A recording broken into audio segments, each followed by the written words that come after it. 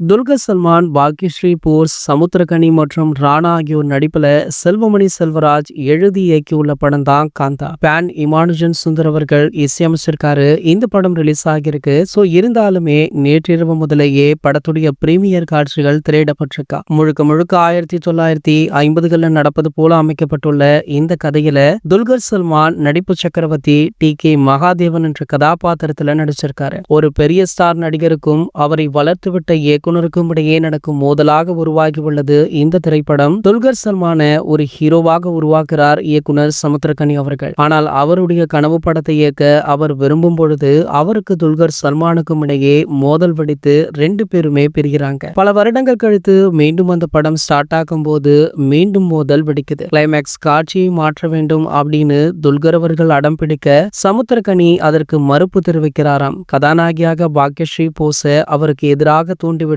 கலகம் செய்யறாரு. ஆனால் அவர்கள் 2 பேருமே ஒரு கட்டத்துல காதலர்கள் ஆகிவிட கதையில அடுத்தடுத்து நிறைய திருப்பங்களுமே இருக்கு. ஆகையால பாத்தீங்கன்னா இந்த திரைக்கதை ரொம்பவே விறுவிறுப்பாக போகுது அப்படின்னு படத்தை பார்த்த பல மக்களும் பிரபலங்களுமே சொல்லிட்டு இருக்காங்க. சோ இந்த படத்திற்கு மலையாளத்தை தாண்டி தமிழிலுமே மிகப்பெரிய வரவேற்பு கிடைச்சிட்டு இருக்கு. துல்கர் அவர்களுக்கு தமிழிலுமே நிறைய ரசிகர்கள் இருக்காங்க.